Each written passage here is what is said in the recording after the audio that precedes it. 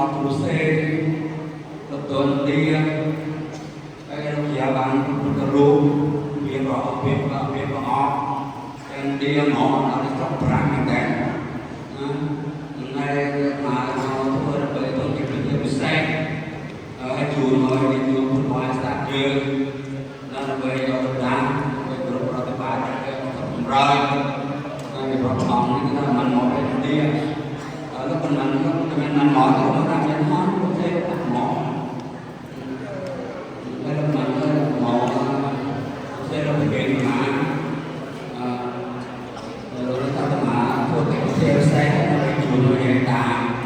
bây giờ ta trong đó ta đang stop rồi nó nằm mới đi mà mình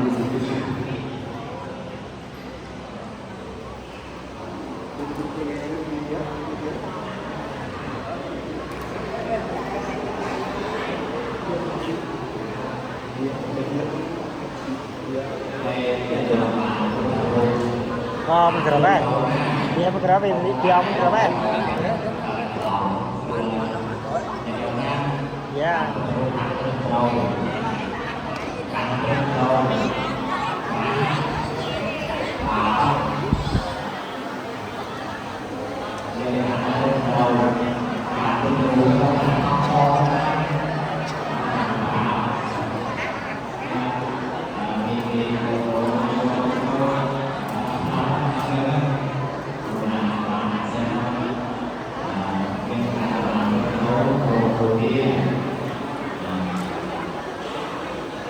Đó đó.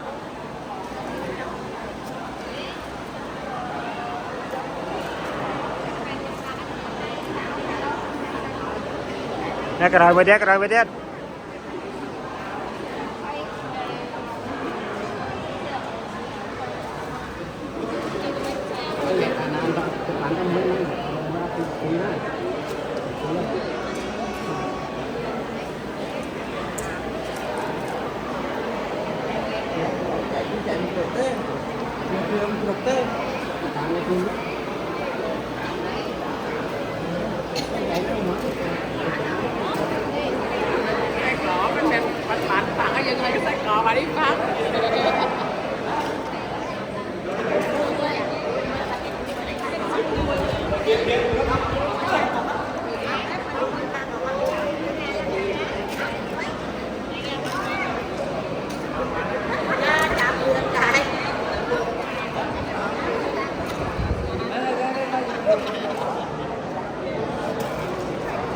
nấu cháo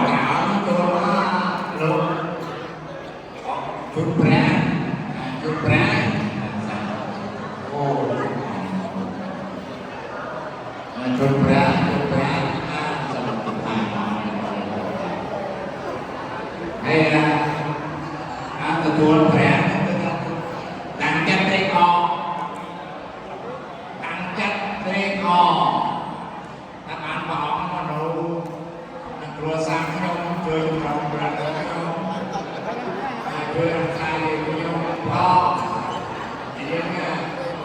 với tôi là một rạng bàn này Đây.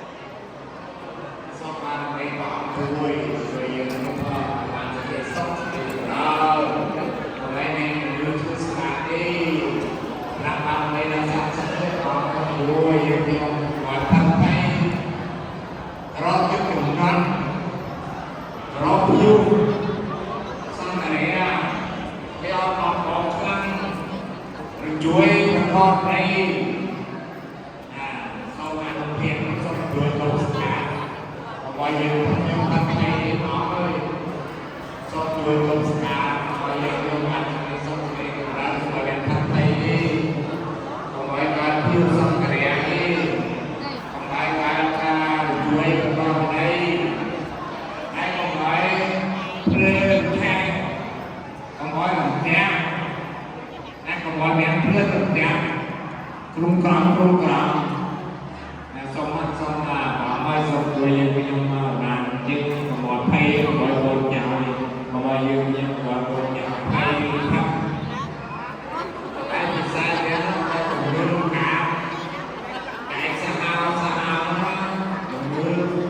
dùng mưa rất là đẹp ta